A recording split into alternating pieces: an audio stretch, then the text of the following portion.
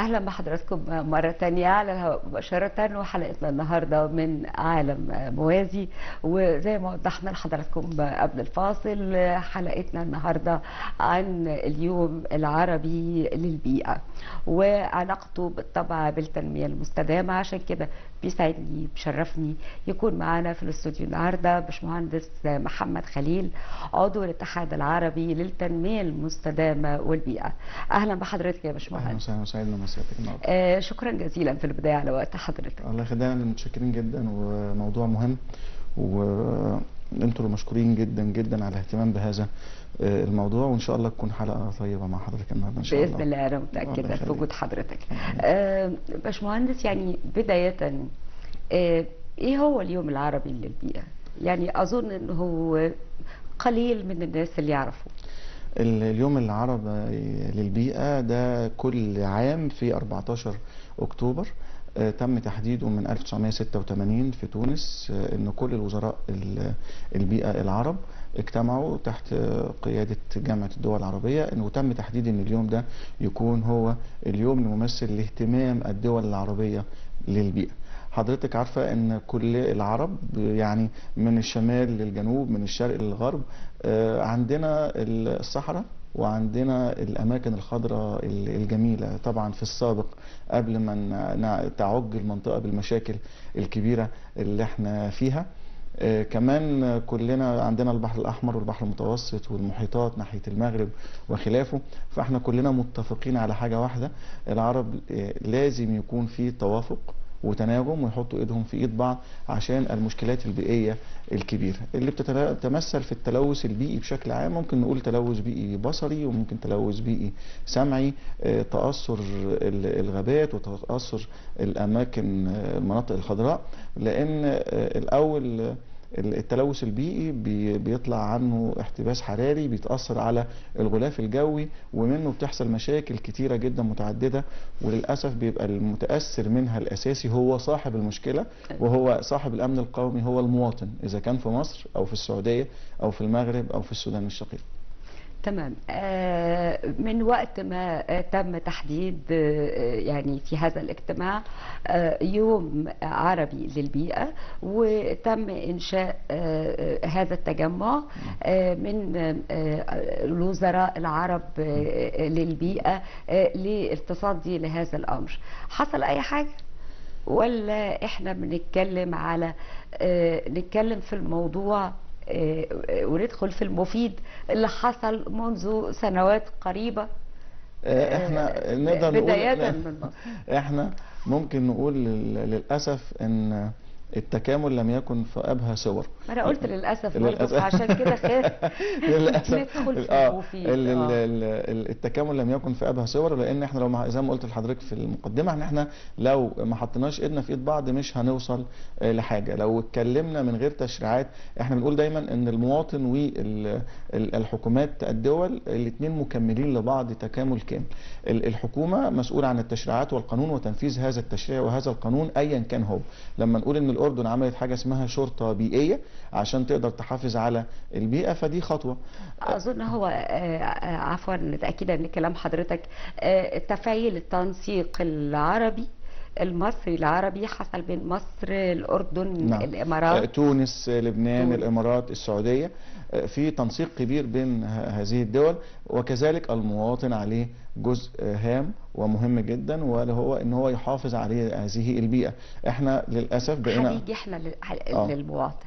بس خلينا بداية مع سياسات الدول اللي تم اتخاذها، او نتعرف منطقيا الأول على أهم مظاهر التحديات البيئية اللي بتواجه الدول العربية، طبعا مع مراعاة اختلاف وخصوصية كل دولة. كل دولة طبعا يعني لها مقدراتها ولها مواردها ولها خصوصياتها ولها كثافة السكان الخاصة بها. فكل دولة ولها زي ما نقول كده الحالة بتاعتها او الكيس بتاعتها، الدولة اللي جنب المياه، الدولة اللي فيها صحراء، الدولة اللي فيها زراعة. لان طبعا في مشكلة كبيرة كل بنتعرض ليها، هي التصحر والتأثير على الأراضي الزراعية الكبيرة اللي في الدول العربية. كمان المشكلة الأكبر اللي بنعاني منها دلوقتي الحروب، واللي بتؤدي إلى كوارث طبيعية كبيرة، لما نقول ليبيا والسودان وطبعا أهلنا في فلسطين، لما نقول العراق اللي قعدت بدل السنة 2 و23 وحتى الآن. كل ده بيأثر بالسلب، بسلب كبير جدا، لان بيبقى انت حرب يعني قتلى، يعني تأثير على المقدرات بتاعة الدول. ولو حبينا نربط ما بين الجزئية ديت وفكرة التنمية المستدامة اللي هي الأساس فيها هو تحسين حياة الفرد والحفاظ على البيئة، اللي هو ده أساس وفكرة التنمية المستدامة. هم مرتبطين يعني وجهين لعملة واحدة.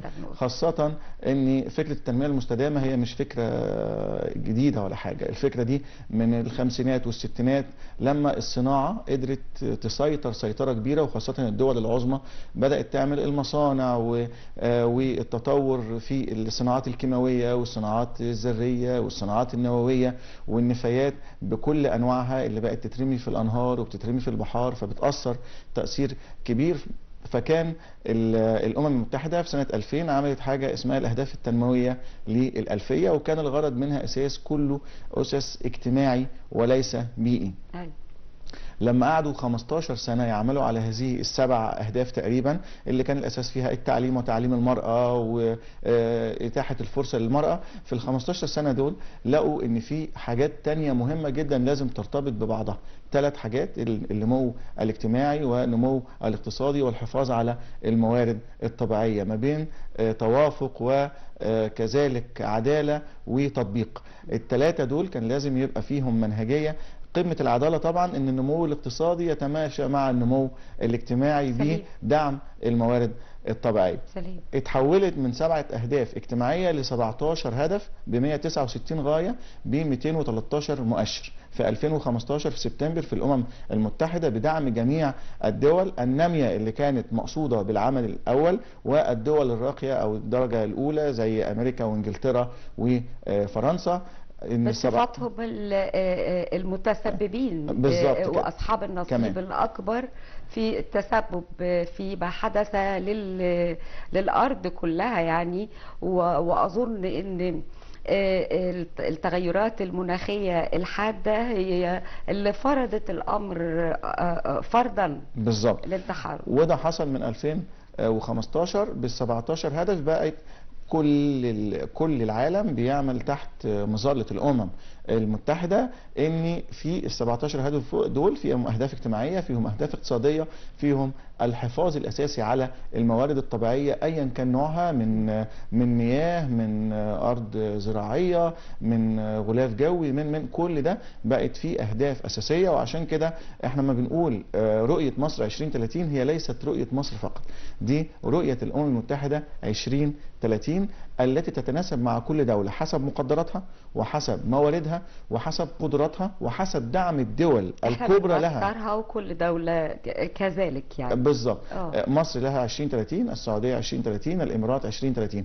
كل دولة بنشوف الدولة دي قد تكون التأثير الاجتماعي فيها أكتر، هيبقى الأهداف الاجتماعية اللي موجودة فيها. الدولة دي تأثيرها من ناحية الموارد الطبيعية، من ناحية التصحر، من ناحية ندرة المياه، من ناحية احتباس حراري. يعني الأمم المتحدة متمثلة في الأمين العام في 2023 في اليوم العالمي بقى للبيئة اللي هو في 5 يونيو اهتم جدا بالدول العربية وبالمنطقة العربية، وقال لازم يكون في حفاظ كبير جدا وان انت تحافظ على درجة الحرارة، لان بالشكل اللي الكرة الأرضية ماشية فيه انت ممكن على آخر هذا ال100 عام درجة الحرارة تزيد 2.8 درجة، وهو شيء مخيف جدا. وهو بيحاول بيبقى فيه، وعشان كده احنا بقينا نشوف دلوقتي درجة الحرارة في الصيف عالية جدا. وفي الشتاء في يعني شتاء قارس ايضا، ما بقاش عندك لكن الحته الوسطيه. مدته قصرت جدا، بالظبط. والصيف مدته ما شاء الله امتدت يعني تقريبا معظم السنه. وعشان كده بتلاقي في اماكن كتيره فيها المطر بدون سبب، وفي اماكن فيها فيضانات بشكل غير طبيعي، وانت في كل الاحوال انت برضو بتخسر حاجات كتيره ومقدرات كتيره لهذه يعني زي ما نقول الارض اللي انت عليها. لما نقول مثال بسيط لخساره الميه، لما نقول ان احنا عندنا 160 1600 مليار متر مكعب بيطلع من نهر النيل، مصر بيوصلها 55 متر مكعب فقط. انت على ما بيوصل لك الميه دي بتروح في المخرات وبتروح في اماكن كتيره جدا وبتخسرها. وعشان كده زي رؤيه 2030 اللي موجوده في مصر للتنميه المستدامه، في رؤيه 2050 المفروض لافريقيا كلها ان تكون مربوطه من اول جنوب افريقيا لغايه البحر المتوسط بمشاريع تنمويه، مشاريع اقتصاديه على نهر النيل على يمينه ويساره، والحفاظ على هذه المقدرات. لان احنا عارفين كويس جدا ان الدول العربيه وكذلك افريقيا هي زي ما بنقول سله العالم في الغذاء وفي البترول وخلافه، وده برضو اللي بيأثر يعني موضوع البترول والباخرات بتاعه البترول اللي دي كمان واحده من المؤثرات طبعا ليها جوانب سلبيه طبعا بيئيا. وفي دراسه تمت في الفتره الاخيره ان في خطوره جدا في ناحيه اليمن، وفي شكوك ان في بعض التسريبات من البترول او الزيوت في المياه. طبعا ده هيأثر على الحرب المتبادله. بالظبط، ده هيأثر على الثروه الحيوانيه بشكل عام وعلى الثروه السمكيه بشكل كبير. طيب لو ده حصل بشكل قوي ايه اللي هيحصل؟ انت هتوصل ان انت عايز 25 سنه تاني عشان تقدر تعالج هذه المشكله. المشكله قد تكون بتظهر قدام اي حد ان هي بسيطه، لكن علاجها بياخد وقت كبير قوي. طب خلينا يا باشمهندس ناخد مثلا حضرتك تفضل تخصص الحديث عن مصر ام الدول العربيه باكملها؟ احنا مصر هي الايقونه بصراحه. يعني لما اقول لحضرتك احنا قلنا 14 اكتوبر دوت اليوم العربي للبيئه، زي ما نقول مكافأة كده للعمل التنموي والعمل البيئي المصري. الأمم المتحدة متمثلة في هابيتات المسؤولة عن المستوطنات في الأمم المتحدة كافأت مصر ان يوم 31 هيكون ده الواف 12 اليوم العالمي للمدن في الاسكندريه. 31 اكتوبر الجاري. واختارت اسكندريه تحت مظله جميله بتقول ان الشباب يقود العالم للتطور المناخي والاهتمام بالمدن. الشباب هو الأصل في كل عمل، خاصة ان شباب مصر حقيقي من 2019 وقبل 2019 هو بيعمل عمل مهم جدا في الناحية التنموية والناحية الأهلية. بدأت بمبادرة حياة كريمة، ثم وصلنا دلوقتي شباب مصر اللي تفرح بالزبط. هم المخططين والمنفذين لأكبر مشروع اجتماعي تنموي أظن حضرتك أدرى يا باشمهندس دخل موسوعة جينيس لضخامته. مفيش مشروع اجتماعي تنموي اضخم من ده في العالم يعني. كل اللي القائمين عليه والمشتغلين فيه شباب. لما نقول ان هو بدأ في المؤتمر السابع للشباب في مصر في 2019 وكانت البدايه الفكره كلها ب 270 قريه هيتكلفوا حوالي 3 مليار جنيه فقط. الفكره تطورت الى ان وصلت ل 4582 قريه تكلفتهم المبدئيه كانت 500 مليار جنيه، الى ان وصلت الميزانيه هتبقى اكثر ميزانيه ذات مرونه في تاريخ مصر، وصلت ل 1000 مليار جنيه مصري. المرحله الاولى اتكلفت حوالي 350 مليار جنيه اللي هي كانت مسؤوله عن تقريبا 1600 قريه في حوالي 20 محافظه، يعني تكاد تكون بتقترب من نصف الميزانيه تقريبا. بالظبط. وده اكبر دليل ان انت بتهتم زي ما انت بتهتم ب البناء والتشييد والطرق والكباري والمدارس، انت برضو بتهتم ببناء الانسان، الى ان وصلنا الى مبادره بدايه جديده لبناء انسان اللي تم تدشينها في 17 الشهر الماضي في العاصمه الاداريه الجديده، وبدعم رئاسي غير مسبوق من فخامه الرئيس وبقياده الدكتور مصطفى مدبولي رئيس الوزراء. ان انت بدات تفكر في الانسان من عمر يوم الى ان يقابل الله سبحانه وتعالى، من يوم لغاية سنتين انت بتهتم بيه صحيا، من سنتين لغاية 4 وزارة الصحة مع وزارة التربية والتعليم مع وزارة التضامن الاجتماعي بيعملوا مناهج دراسية عشان تبقى قادر على الاكتشاف والإبداع، مش مجرد ان انت بتدرس كده وخلاص. من سن الدراسة لغاية سن 18 انت بتبدأ تديله اللغة وبتديله الثقافة عشان تأثر على ان هو يتعلم تاريخ بلده والآخر عشان يقدر يرد على كل حد، وكمان يطور نفسه ويبقى جاهز لسوق العمل. من 18 ل 65 انت بتجهزه كويس جدا جدا لسوق العمل والوظائف الجديده، الوظائف اللي ممكن قد تكون بدات تقل. فايه الوظائف الجديده اذا كان محليا او اقليميا او دوليا؟ حتى من 65 الرواد بتوعنا اللي هم اصحاب الفضل علينا واللي احنا اتعلمنا منهم الاهتمام بالصحه، بصحتهم وبمسكنهم وبالاهتمام بيهم، ده كان مهم جدا. حتى يعني المبادرات دي كلها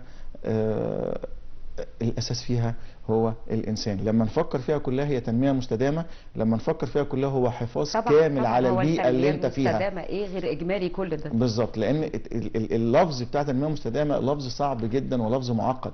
انت ده تنميه اقتصاديه وسياسيه وعسكريه واجتماعيه وبيئيه ومستدامه، يعني انت عايز طول الوقت تفضل استمراريه. الاجيال اللي جايه واللي بعديها واللي بعديها تقدر تستفاد من مقدراتك واللي انت مكتسبه في ارضك. محتاجة توضيح أكتر إعلاميا، بما أن حضرتك تكرمت وذكرتها. المبادرة اللي حضرتك الرئاسية اللي حضرتك ذكرتها حالا، اللي بتتبنى البناء في الإنسان منذ نشأته المبكرة. يعني عن نفسي كمشاهدة، عفوا مع كامل احترامي للجميع، انا شايفه ان هي لم تاخذ حقها من الايضاح للناس. ده كلام انا يعني متفق مع حضرتك، مع اني يوم 17 انطلقت سيارات كتيره جدا من ساحه الشعب في العاصمه الاداريه الجديده وانتشرت في مصر كلها. ممتاز. وعشان كده عفوا اتفضلي يا فندم. الناس شافت السيارات بتنطلق، كان يجب ان يكون هناك ماده توضح السيارات دي بتاعت ايه، بتعمل ايه، فيها ايه، نعم، رايحه لمين، مظبوط، منطلقه لايه. يعني انا ليه اسعد كمواطن مصري قاعد دلوقتي شايف على الشاشه سيارات عماله تنطلق في كل حته؟ والله انا هقول لحضرتك ده حصل مع بعض اصدقاء، لان احنا ايه رايحه فين، هتعمل ايه، عملنا حلقه على نفس الموضوع. فبعض الاصدقاء قال لي والله انا ما كنتش اعرف حاجه عن الموضوع خالص، كويس ان احنا اتكلمنا عليه. قلت له لا، انا بقى زي ما معالي رئيس الوزراء قال دعوه. يعني دي كانت عفوا باشمهندس، اتفضلي يا فندم. لا اقصد المقاطعه يعني، لكن عايزه اقول ايه يضحن برضو علشان الزملاء الاعزاء ما حدش يفهم كلامي غلط، يعني ليهم كل التقدير والاحترام، ولكن دي كانت تغطيه للحدث على الهواء. نعم نعم. اقصد انه لم يتبعها، لابد ان يكون هناك متابعه منا كلنا، ده كلام سليم. لم يتبعها منا كلنا تقديم الايضاح الكافي بالماده المعلوماتيه الكافيه عن ايه هو ده اللي غطيناه امس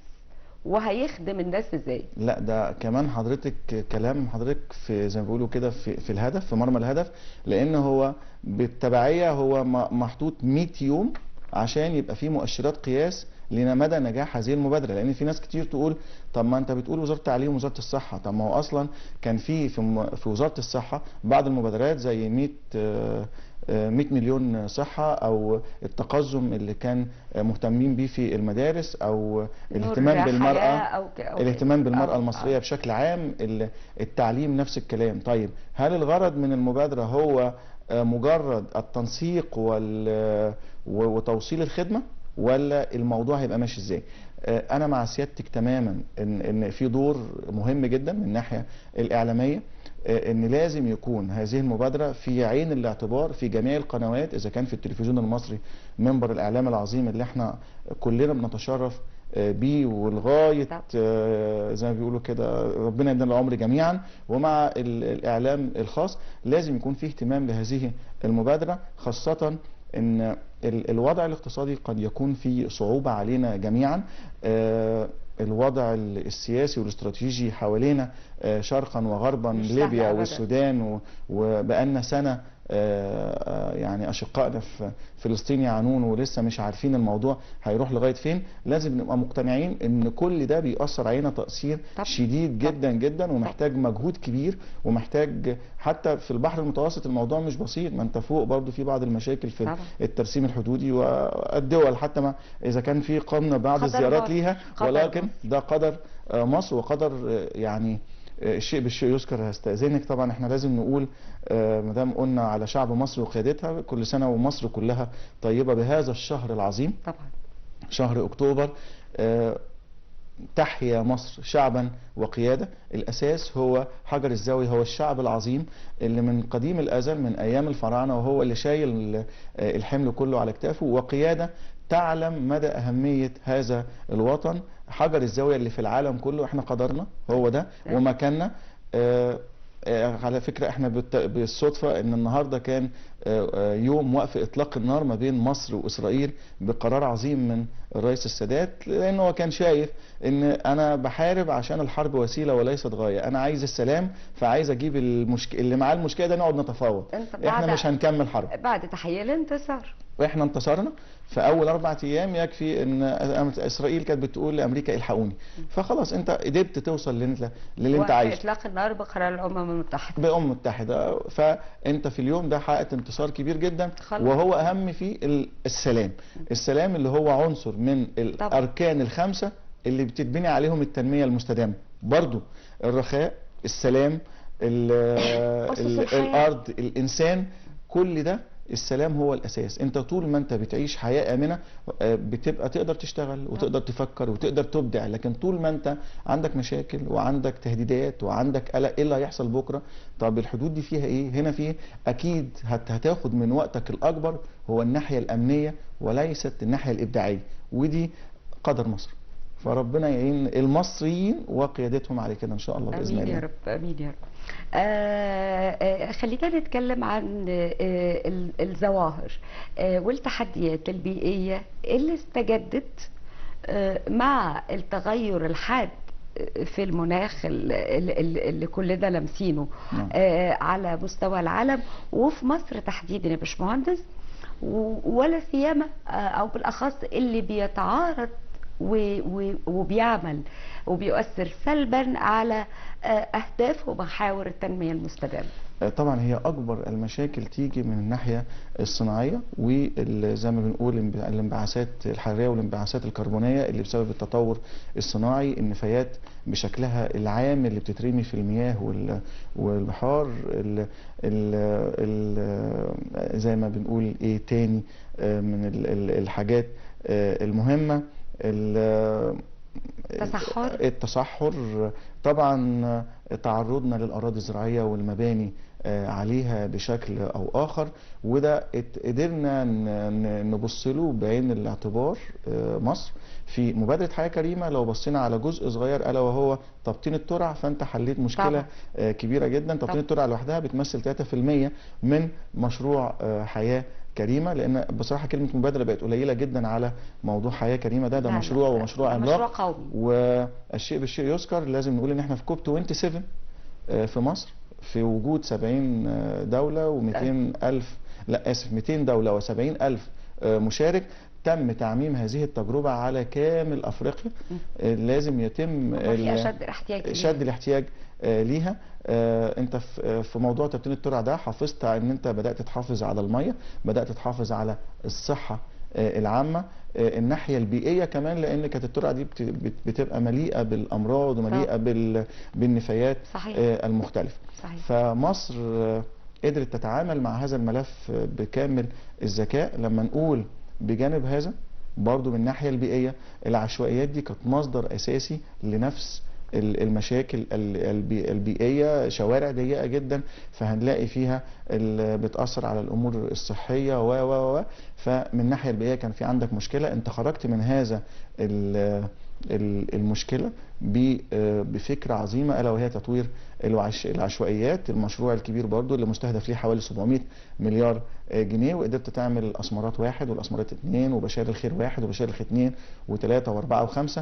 قدرت تاخد الولد الصغير اللي كان بيعيش على خط السكه الحديد او على هضبه زي هضبه المقطم اللي احنا صحينا في 2008 على المشكله العظيمه اللي مات فيها حوالي 170 ويمكن اكتر، رحمه الله عليهم. ورئاسه الوزراء في يوميها قدروا يقرروا ان احنا هنعمل زي جمعيه او مجموعه تبقى مسؤوله عن هذا الملف. اقول لحضرتك كان بيتصرف حوالي 25 مليون لغايه 2014، بعد 2014 حتى الان تم صرف اكثر من 250 مليون. فالارقام نفسها بتتكلم وبتتكلم مدى الاهتمام.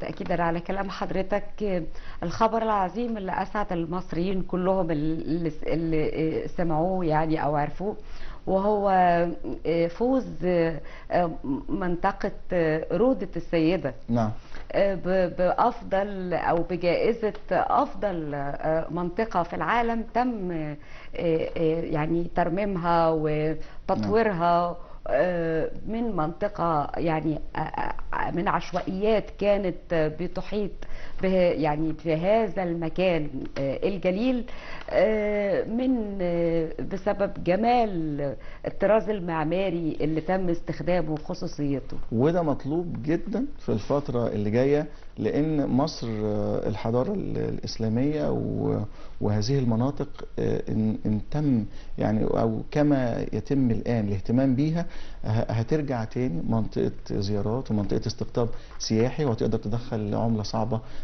لمصر. كذلك الأهم من كده إن الولد زي ما قلت لحضرتك، الطفل الصغير اللي ما كانش عنده المدرسة اللي بيروحها بقى عنده المدرسة، بدل ما يطلع في بوتقة مليئة بالإرهاب ومليئة بالمخدرات وخلافه، بقى بيتنقل من مكان مليء بالعشوائيات إلى مكان فيه سكن آدمي، وده مهم جدا جدا. طبعا في طبعا كمان ده كلام يعني ما فيهوش كلام يعني. طبعا في وحدة صحية تقدر يهتم بيه، في ملعب كورة، في مدرسة، في فبدأ حياة آدمية، حياة آدمية تليق بالمصري. وده المهم ان انت اهتمامك بالعنصر البشري، لان الظاهر ان انت عمال تعمل كباري وعمال تعمل طرق وعمال تبني وعمال مدن وكذا ماشي.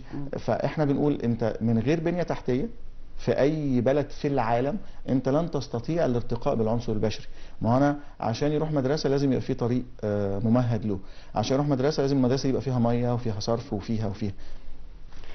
ومهم كمان نعرف انت بقى عندك مصانع قد ايه وفي مجالات قد ايه بالظبط، وايه الصناعات اللي تم توطينها واللي تم استحداثها و كل دي ملفات في غايه الاهميه للي مهتم يعرف. يعني يبقى شيء عظيم لو قدر زي البعض كتير اعرفهم يعني راح وشاف بعينه او يقرا عنها. لكن في نقطه بقى يا باشمهندس هامه، خلينا نتكلم بصراحه.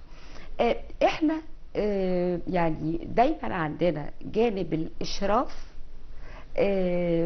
بعافيه شويه، واحنا برضو مش بتوع قوي طريقة التواصل او الاتفاق بتاعت انك تتفق مثلا مع غرفة الصناعة، اعضاء غرفة الصناعة، ان يا سادة يا اصحاب المصانع انت ما ينفعش تلوث البيئة وترمي مخلفاتك في سواء في بحيرات او في النيل او في البحر او لابد اذن من رادع قانوني.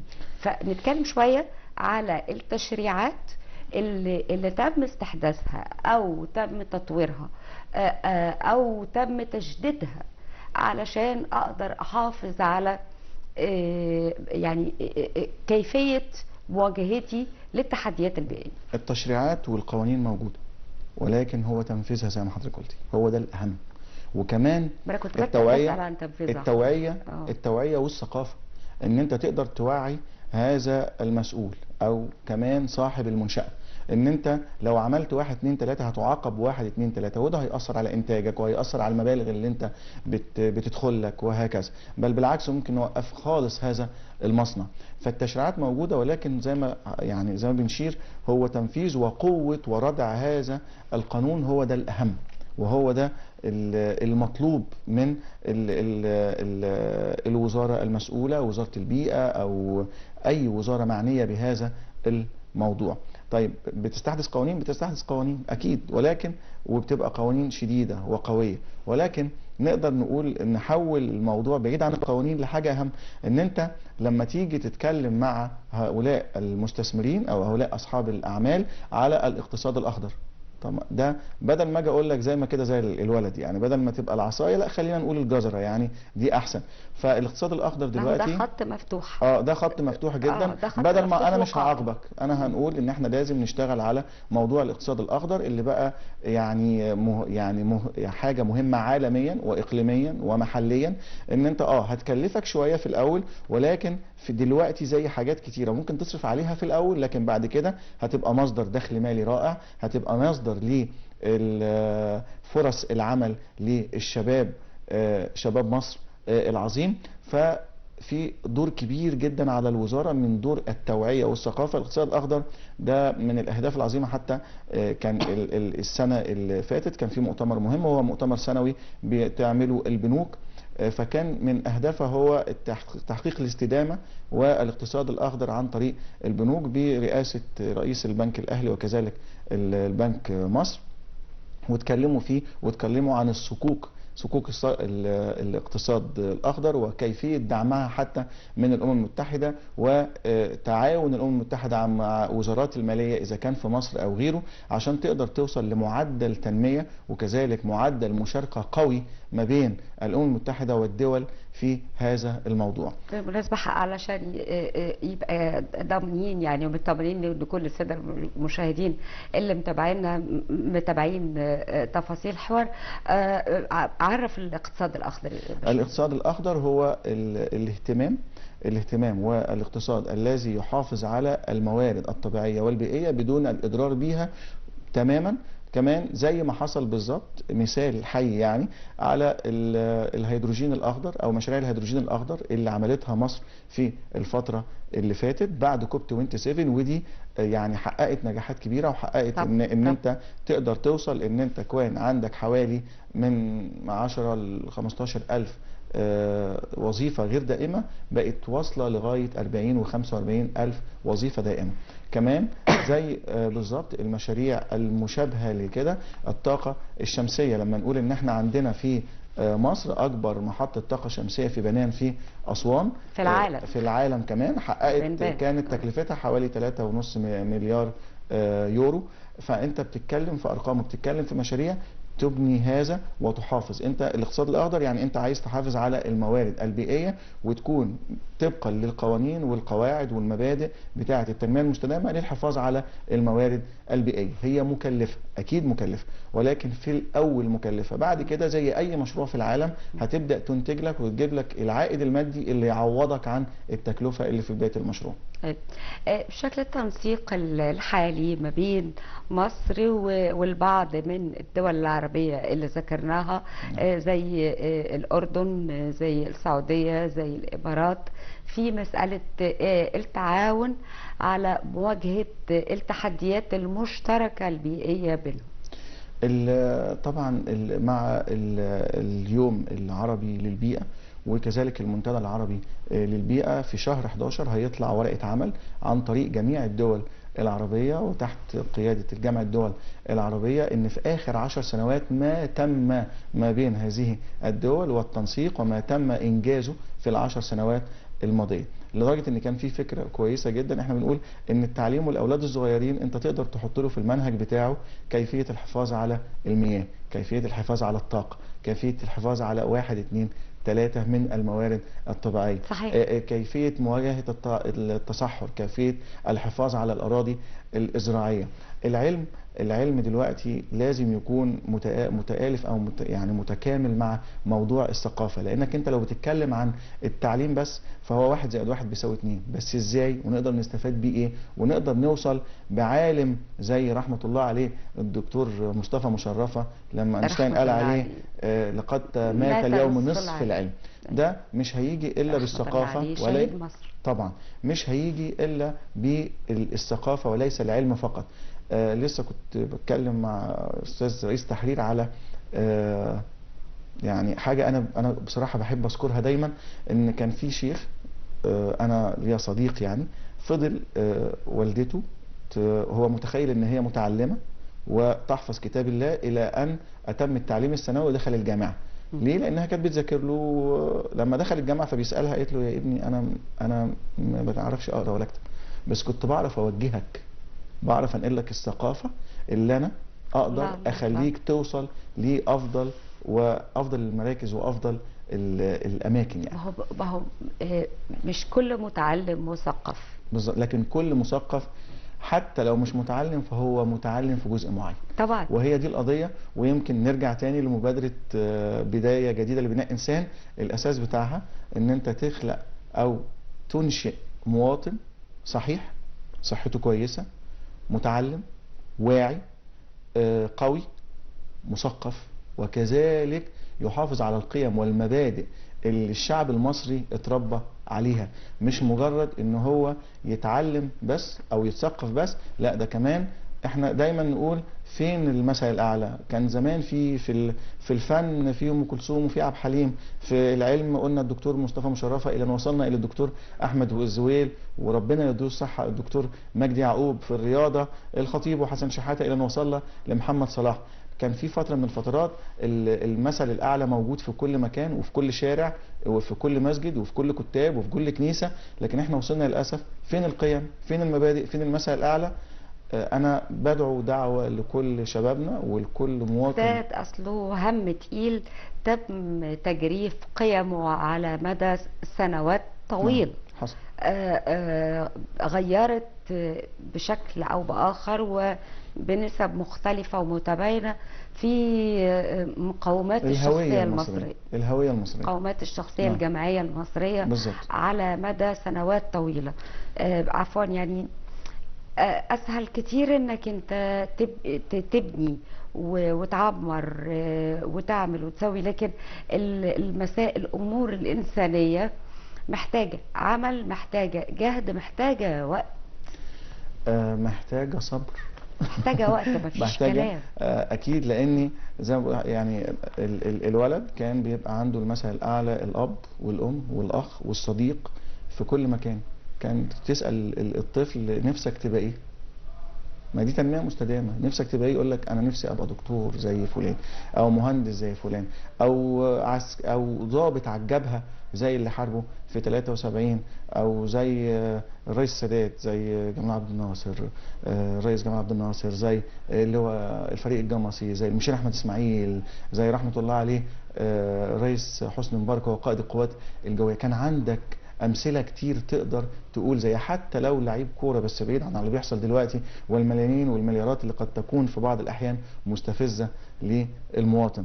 فانت لا لازم حضرتك المواطن قبل كده ما كانش بيتدخل فيما لا يعنيه. بالظبط، ما كانش بيتكلم في اللي بيعرفه. ايوه، ما كانش بيسال يا فندم نعم. مين من الايقونات دي بياخد كام بالظبط. وده لكن بقى بيسال دلوقتي، ده حقيقي. وبرضه ده هنقول بسبب التطور التكنولوجي والاعلام والميديا والمعلومه اللي بقت سهله. يعني احنا بنقول كل الاجيال القديمه اللي اخترقت للاسف، يعني مش عايزه اكون بضخم الامور او حد يتصور ان انا ببالغ، لكن هي اسمها كده، انا بسمي الاشياء بمسمياتها بصراحه، فيها انتهاك لحرمه قيم دي حقيقة. دي حقيقة، خاصة ان انت الاول كنت التربية في المجتمع المصري تحديدا كانت بتيجي عن طريق الراديو، بتيجي عن طريق التلفزيون اللي كان 3 قنوات، بتيجي عن طريق الجريدة او المجلة اللي انت بتجيبها ومستني المقالة بتاعت فلان. استاذ ابراهيم وفلانة. نافع، غيره وغيره وغيره وغيره، احسان عبد القدوس، وغيره من القامات الكبيره اللي كانت موجوده. دلوقتي للاسف انت بتستسهل المعلومه. يعني حضرتك النهارده قلت معلومه مهمه جدا، حصول المكان الفلاني على اهم كذا. طب انا او غيري في زمان كنت هتروح تدور على المعلومه دي فين، في كتاب ايه، او طلعت فين، او في قناه ايه. دلوقتي مليون حد هيطلع هيقول، زي ما في ناس هتبقى مبسوطه جدا وتقول الله ده في عمل جاد وعمل مهم في مصر. طب يا رب بدل ما تبقى مكان يبقى 10 اماكن، بدل ما 10 اماكن يبقوا 100 مكان. في حد يقول لك لا ده ما حصلش، ده المعلومه دي بتتقال كده وخلاص، او الرقم اللي اتقال بتاع 700 مليار او 1000 مليار دي ارقام. لا ده في انت دور. محترفين التشكيك والتكذيب بالظبط. والتضليل، دول محترفين. انت من حقك تدور، ومن حقك تقول المعلومه دي كانت كامله او مش كامله. طول ما انت بتنتقد، زي ما احنا اظن ان شعب مصر كله كان ماشي بهذا الشكل وهذا المنطق، انتقد في الصح. تعالى قول لي ده غلط، بس وانت بتقول لي غلط قول لي نحله ازاي. تعالى نقعد انا وانت على بلاش خلط الاوراق. يعني احنا بالظبط. بنتكلم دلوقتي على مثلا زي المثال اللي حضرتك تفضلت وتكرمته وعدته، يعني ان منطقه عظيمه زي روضه السيده، وطبعا فاكرين كان اسمها ايه، اسم مسيء جدا للمكان، يعني بنقول ان هو حصل عالميا على مركز كذا، واللي ساكنين فيه ورجعوا لبيوتهم رجعوا لبيوت بديعه في معمارها. نعم. بلاش بقى خلط الاوراق. لما اكلمك في ده دلوقتي او احنا بنطرح ده دلوقتي فتقول لي طب بس كذا مش عارفه اعمله. يعني انا مش بقول لك ما تقولش، لكن انا بقول احنا بنتكلم في ده دلوقتي. يعني خلينا نقول ان انت تقدر، الاسهل زي ما حضرتك قلتي ان انت خليك موضوعي. موضوعي، واحنا نبني. ان انت البناء يحتاج مجهود اقل يعني اقل بكتير من وجهة نظري من صيانة اي شيء. انت لما هتبني بناية جديدة زي بالظبط الشيء بالشيء يذكر من الناحية البيئية والحفاظ على المساحات الخضراء، زي بالظبط المدن الذكية اللي مصر عهدت يعني شرعت فيها من 2015 تقريبا. عملنا مجموعه كبيره من المدن الذكيه، مستهدف 38 مدينه ذكيه على 530 فدان، ان يعيش فيها حوالي من 30 ل 50 مليون نسمه. لما نقول النهارده ان الصين فيها 50% من المدن الذكيه على مستوى العالم، واحنا بادئين في 2015، فاحنا بدانا متاخر. بس نقول برضو ان تاتي متاخرا خير من الا تاتي ابدا. طبعا. لما نقول العاصمه الاداريه ديت دورة التاج معمولة على 170 ألف فدان، وفي امتداد ليها 50 ألف فدان، يعني هيبقى 230 ألف فدان. العاصمة الإدارية الجديدة دي قد دولة سنغافورة كاملة، دولة متكاملة بكل ما أوتت من إمكانيات. لما نقول إن هي 4 مرات عاصمة واشنطن، عاصمة أمريكا واشنطن، ده مشروع واحد ما خلصش. احنا مش بنتباهى يعني، ومن حقنا طبعا نتباهى ونص بيها، لكن هي مش معموله للتباهي يا فندم. ارباحها يعني اللي متضايق منها او اللي مش سعيد بيها طبعا يعني له مطلق الحريه في ده، بس حابه اقول بين قوسين ان ارباحها دخلت يعني اصبحت جزء مش قليل ابدا من مدخلات الدخل القومي. بجانب العالمين الجديدة نفس الموضوع، مع الاحتفالية اللي فاتت والاحتفالية السنوية اللي بقت موجودة فيها بوجود جميع الوزراء. تعظيم قيمة الأرض دي مسألة مفروغ منها. لما نقول إن العاصمة الإدارية الجديدة على بعد من القاهرة 60 كيلومتر، ونفس الكلام كل ده احنا في سياق النظام البيئي والحفاظ عليه والتنمية المستدامة، لأن كل اللي احنا بنقوله ده مش موضوعات متفرقة، دي تطبيقات للمصطلحين دول، التنمية المستدامة والحفاظ على البيئة. لما هنقول العالمين ان الحيز المائي لاسكندريه كان 18 كيلومتر، طب الحيز المائي او الجدار المائي انت عندك 16 كيلومتر في العالمين. لما حد يروح ويلاقي المساحات الخضراء ويلاقي المنتجعات ويلاقي الاماكن اللي انت تمشي فيها، تلاقي المكان اللي هترمي فيه النفايه او المخلفه اللي معاك، ده كله ده كويس. اذا كانت زجاجيه ولا بلاستيكيه لما ولا هتقول ورقيه. عملت منطقه تراثيه هناك، لما تقول انت تعمل اوبرا جديده هناك، ما انت بتبني الانسان، انت بتحافظ على البيئه. كل ما انت بتوريه العين كل ما بتشوف حاجه كويسه فهتحافظ عليها. لكن لو انت مشيت ولقيت ورقه مرميه في الارض وبعد كده شفت ورقه ثانيه، طب ورقه ثالثه، خلاص انت عينك فات على كده، فانا اللي هرمي الرابعه. لكن لو انا لقيت ان المكان اللي ماشي فيه ده مهندم منظم مرتب اكيد هحافظ عليه بكل ما اوتيت من قوه.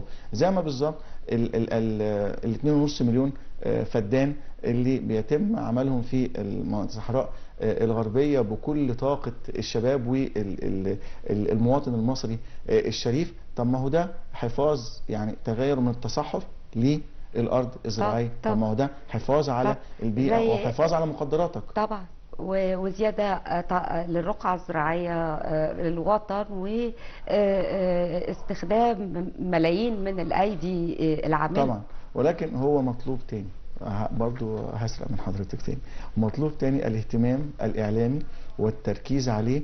حتى لو احنا خلاص ما بقاش حد يستحمل ممكن الساعه اللي احنا بنتكلم فيها، دقيقتين في دقيقتين في دقيقتين. النهارده هنتكلم عن 2.5 مليون فدان، النهارده هنتكلم عن خطر التصحر، بكره هنتكلم عن ندره المياه. احنا كلنا عمالين نتكلم على سد النهضه بقالنا من 2014 لغايه النهارده. واثيوبيا هتعمل وطب بس خد بالك من حاجه،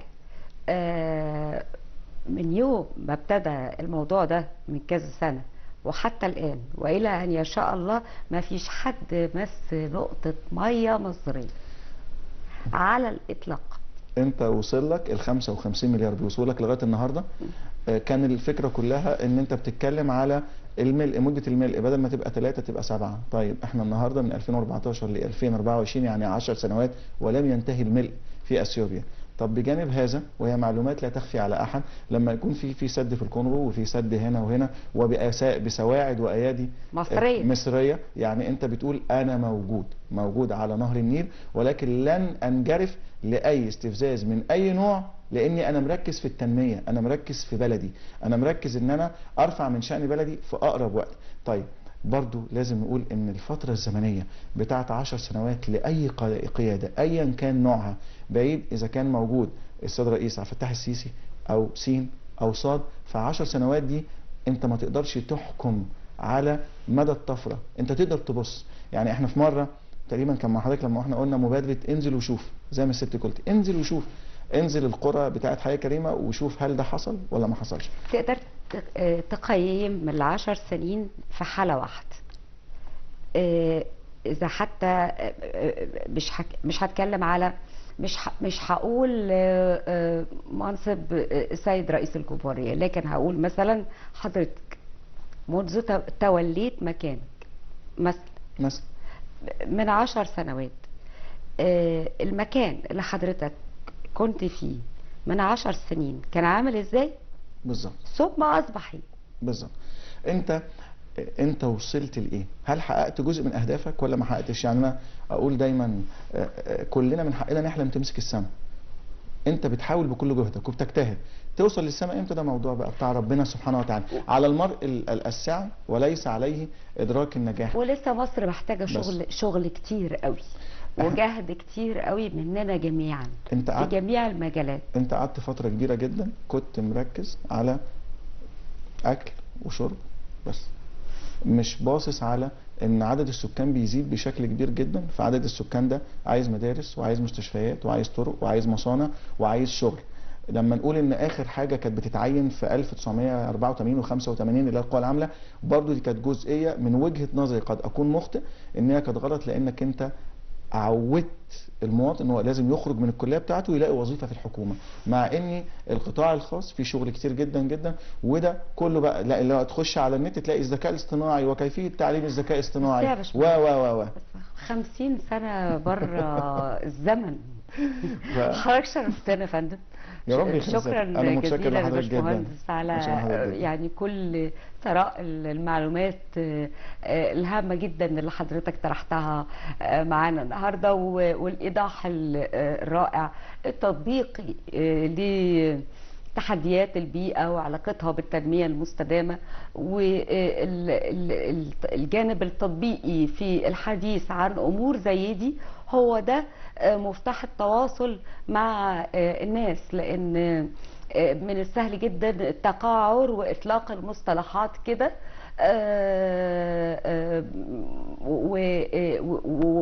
وكأننا بنكلم بعضنا البعض والمستمع بيتفرج علينا، لكن انا لو ما طبقتش المصطلحات دي يعني ايه في حياتنا اليوميه هتبقى بلا قيمه يعني. بشكر حضرتك مرة تانية. متشكر لحضرتك. بشكر حضراتكم على شرف المتابعة. بشكر زملائي وزميلاتي يا أسرة البرنامج. من هنا لحد ما أشوفكم بأمر الله في حلقة قادمة دوما يا رب. تحيا مصر، وبعد الفاصل شيوخنا الأجلاء والحياة الطيبة.